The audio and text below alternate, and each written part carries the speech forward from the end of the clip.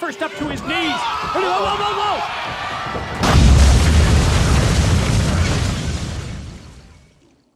Salut à toutes et à tous et bienvenue dans la fosse à piquette pour les prévisions pour SummerSlam sans mes lunettes. Et j'ai fait le malin en disant ça dans la vidéo pour NXT TakeOver. Du coup je vois plus rien du tout, mais c'est pas grave. On y va pour les prévisions de SummerSlam 2018. SummerSlam 2018, j'ai envie de dire, il me hype. L'année dernière, ça m'a pas hypé quand on voyait la carte, ça me hypait pas pendant le pay-per-view où j'étais... Voilà. Là, ça me hype. Il y a des matchs qui me hype, il y a franchement des trucs qui ont l'air d'être excellents sur la carte. J'espère que ça le sera in-ring, mais voilà. Il y a de quoi faire, il y a de tout, il y a de quoi détester, il y a de quoi aimer. On y va. Premier match, Andrade Cien Almas et Zelina Vega contre Rusev et Lana. Almas arrive à SmackDown, premier combat en kick-off. Deuxième pay-per-view, deuxième combat au kick-off. Alors j'espère que ce sera le dernier pour Almas, parce qu'il mérite vraiment d'être sur la carte principale du pay-per-view. Rusev aussi. Bref, deux équipes, en fait, on sait pas ce qu'elles foutent là, en fait, dans le kick-off. Fallait peut-être le remplir, bah voilà. C'est compliqué parce que les deux sont très bons catcheurs, Zelina Vega et Lana, on pourra dire ce qu'on veut sur leur niveau de catch. Je pense qu'elles savent en faire beaucoup plus que ce qu'elles montrent. Et sur le ring, c'est assez divertissant malgré tout. Puis voilà, j'ai pas grand chose à dire de plus de ce match, parce que c'est un match qui va être sûrement très divertissant, ça va être un match où Aiden English va intervenir.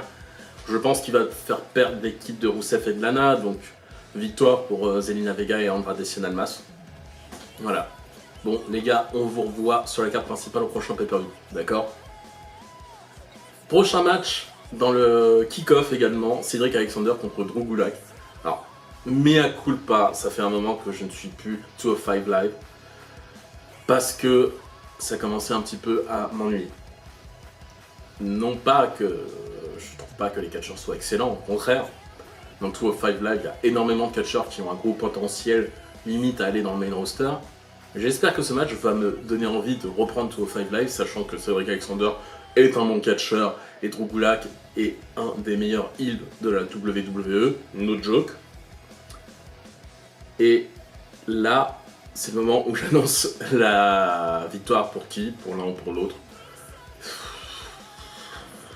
J'aime bien Drew Gulak parce que le dernier heel qui a eu un titre à 205, c'était Enzo Amore.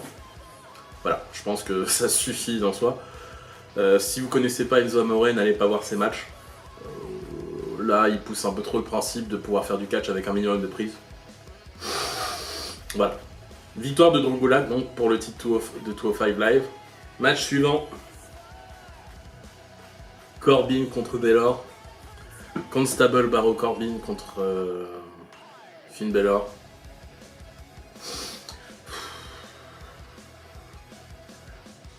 Très franchement, j'aime bien ces deux catcheurs. Je préfère Balor à Corbin, mais Corbin a des talents in-ring indéniables qu'il est capable d'utiliser.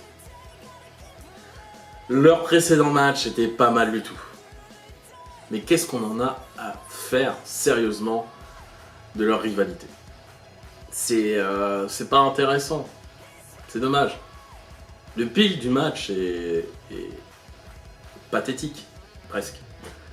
C'est pas le pire build du monde, hein, je le dis tout de suite, mais on s'en fout un petit peu. Ils vont nous faire un bon match, comme lors du dernier pay-per-view, comme lors du premier weekly qui a eu juste après Money in the Bank.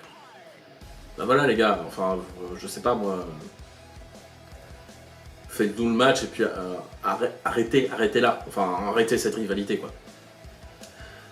Victoire de Finn Balor, parce que si Finn Balor perd, très franchement, il va rester dans la mid-card alors que voilà quoi.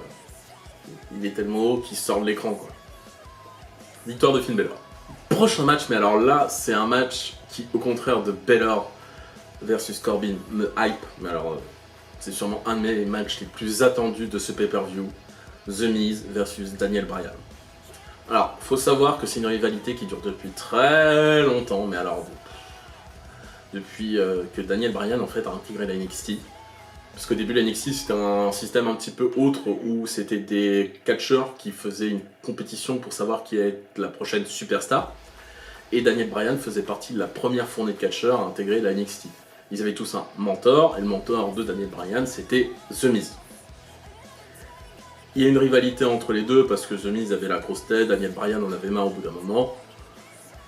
Daniel Bryan avait battu The Miz pour le titre US à un moment. Et après, ça s'était plus ou moins perdu de vue, mais pas trop. Il y a eu quand même des petites tensions entre les deux. Quand Daniel Bryan est devenu plutôt General Manager de SmackDown, là il y a eu encore des tensions entre les deux. Voilà. On arrive à 8 ans de rivalité. SmackDown, contrairement à Balor contre Corbin, a fait une super construction, un super build de leur rivalité pour faire monter la sauce. Ça va pas être un match de haute volée dans le sens où les catcheurs vont pas voler dans tous les sens. Ça va être un match qui va être technique, ça va être un match où il va y avoir de la psychologie, ça va être un match... Voilà quoi, je sais pas comment vous vendre le match plus que ça va être ouf quoi. C'est le match à mon avis qu'il faut pas rater à SummerSlam pour pouvoir se dire j'ai pas raté mon week-end de catch. Même si avec TakeOver, il faudrait le faire vraiment exprès pour le rater. Là voilà. Une victoire de Daniel Bryan, pourquoi pas. Dernier match qui n'est pas pour un titre mais qui reste quand même intéressant puisqu'il y a quelque chose en jeu, c'est la mallette du Money in the Bank, Strowman contre Owens. Je ne sais pas comment Owens va se débrouiller pour faire perdre la mallette à Strowman, mais il semble qu'il y a un plan. Alors, le plan, je le connais pas, mais moi je serais assez curieux de voir ça. Ça va pas être un match qui va être vraiment fou techniquement. Je le dis tout de suite, ça va être sûrement un match un peu comédie, pas trop, enfin je sais pas. Mais un match beaucoup de filouterie, avec beaucoup de fourberie, je pense, de la part de Owens et Strowman qui va toujours bourriner, hein, c'est Strowman. Voilà. Victoire de Strowman. Ce que je pense, ça me paraît compliqué de laisser la mallette à Owens alors qu'il y a Strowman en face, sachant que Strowman mérite ce titre depuis un an, depuis 2 ans, enfin, il mérite ce titre depuis longtemps, et j'en ai marre que Strowman n'ait pas le titre, donc s'il vous plaît, donnez-lui la mallette. Enfin, laissez-lui la mallette, qu'on lui donne un titre, fin de l'histoire. On rentre dans les matchs de championnat avec Rollins versus Ziggler, avec du côté de Rollins, Dean Ambrose, avec du côté de Ziggler, Drew McIntyre. Voilà, c'est... Que vous dire? Regardez-le, enfin c'est un autre match qui me hype beaucoup parce que ce match-là a peut-être selon vous déjà été fait, mais non, pas tant que ça, parce que il y a eu le match à Raw où Rollins avait perdu son titre face à Ziggler. Il y avait eu le Iron Man match. Là maintenant, il y a ce match-là qui va être encore différent des deux autres. Enfin, sans mauvaise foi, je pense que ça va être un troisième match entre ces deux catcheurs qui va être très très bon. Et en plus, il y a Ambrose. On pourra avoir quelques trucs intéressants, notamment pas d'intervention de McIntyre. Peut-être qu'Ambrose va faire un heel turn pour trahir Rollins. Enfin, je sais pas, il y a tellement de trucs possibles dans ce match que voilà, le titre intercontinental est hypé comme toujours. Et c'est bien un des seuls titres qui reste hypé de manière continue. C'est le moment où je décerne la victoire et là je sais pas. J'ai envie de dire victoire de Rollins avec un heel turn d'Ambrose après qui va l'attaquer. On verra. Prochain match pour un titre mid-card. Nakamura contre Hardy pour le titre US, détenu par Nakamura. Et ça me hype moins. Alors, c'est pas les catcheurs qui me hype moins. J'adore ces deux catcheurs. Mais sachant qu'Hardy n'est pas au meilleur de sa forme, il a quand même fait de très bons matchs dernièrement, mais c'est pas ouf.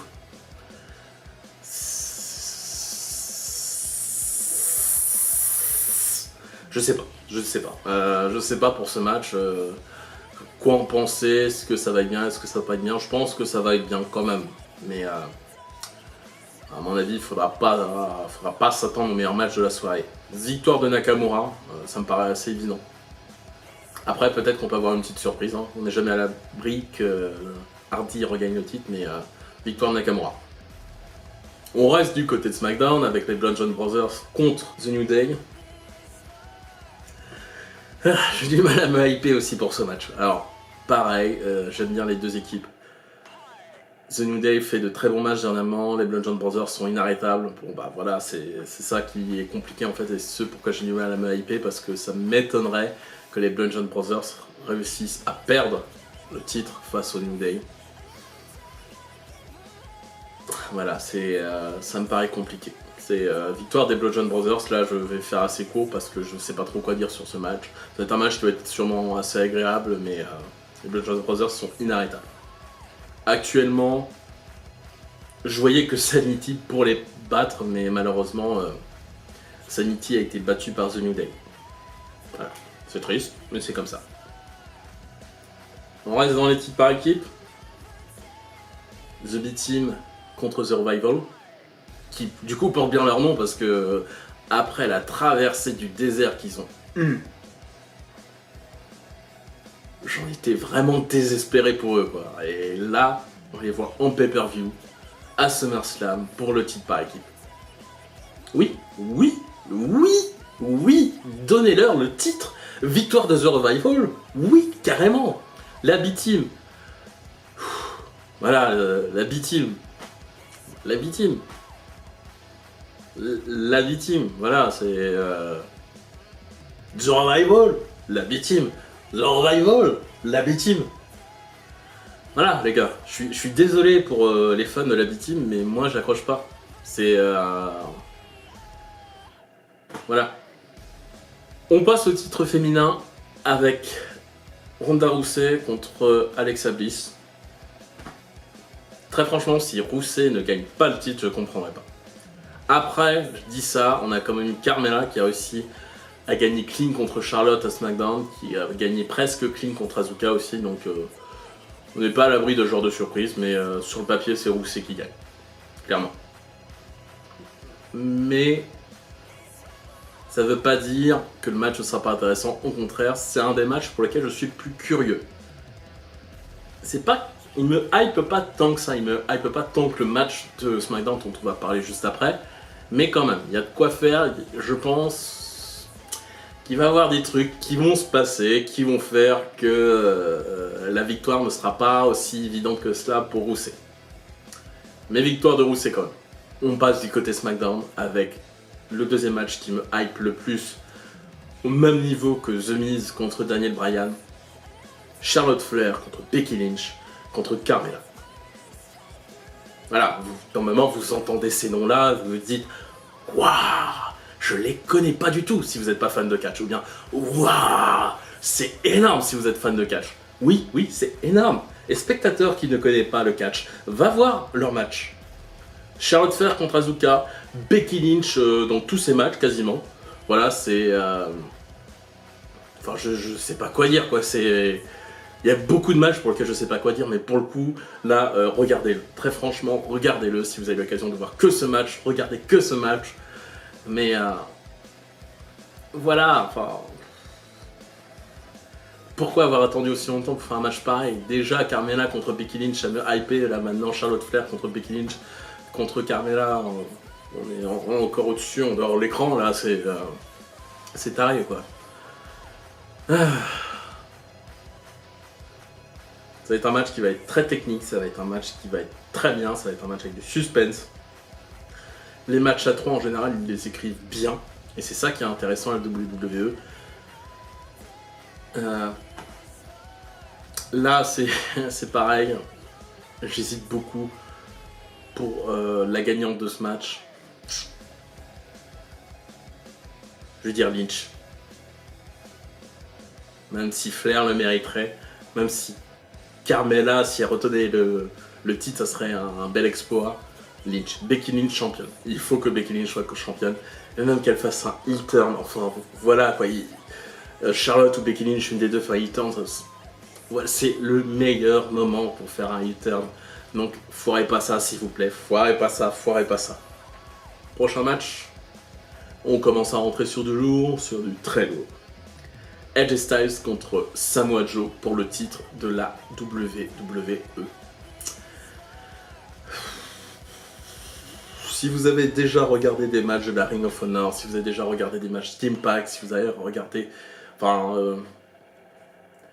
pas mal de fédés où les deux sont passés en même temps, ils ont eu des matchs ensemble. C'était des matchs qui étaient déjà très bons à l'époque. Là maintenant, ils ont une maturité dans le ring, ils ont... Enfin... Voilà, c'est sûrement le troisième match qui me hype le plus. Et malheureusement, ils ont raté le build. Heureusement que on les connaissait d'avant, enfin que je les connaissais d'avant. J'espère que vous aussi, parce que sinon, le build qu'ils ont fait à SmackDown autour du mec qui dit oh tu reverras pas ta famille et tout ça, bah, c'est bon. Mec, t'es un gros costaud, t'es pas non plus un taré, t'es pas un serial killer quoi. Bon, un gros costaud, voilà, qui a quelques tendances à la violence, mais zut quoi, quand même. SmackDown, vous avez fait un très bon build pour The Miz contre Daniel Bryan, et là vous nous faites ça. C'est pas bien. Je suis désolé, c'est pas bien. C'est vraiment pas bien. Parce que voilà, vous avez deux des plus grandes légendes du catch indé sur votre ring, vous les faites s'affronter. Ouais, voilà. J'ai l'impression de me retrouver à Impact il y a quelques années. Enfin, victoire de Samoa Joe. Allez, soyons fous, victoire de Samoa Joe. Non pas que je souhaite que AJ Styles perde le titre, mais je pense que Samoa Joe avec un titre mondial, ça a méchamment la classe. Et là, ça va être très compliqué pour le détrôner. Il va avoir des prétendants. Ça va être très bien. Un petit Almas contre Joe, pourquoi pas. Ça pourrait être très très cool. On arrive sur le dernier match. Reigns contre Lesnar pour le titre universel. Et aussi bien pour Gargano contre Ciampa à TakeOver, j'avais beaucoup de choses à dire dans le sens positif. Là, non, j'ai pas grand chose à dire. Reigns a dit dans une interview que la rivalité avec Lesnar était une des choses les plus incroyables qu'il y avait. J'ai envie de dire oui, mais dans le sens où c'est pas comme ça qu'on devrait build une rivalité.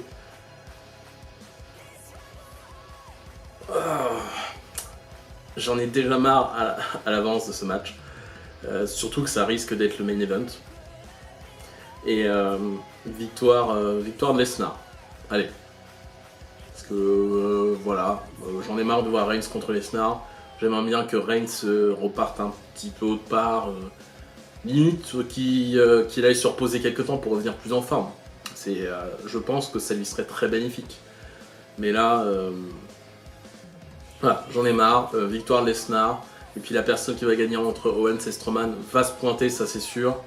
Va encaisser, ça c'est moins sûr. Mais après, on n'est jamais à l'abri d'un encaissement. Voilà.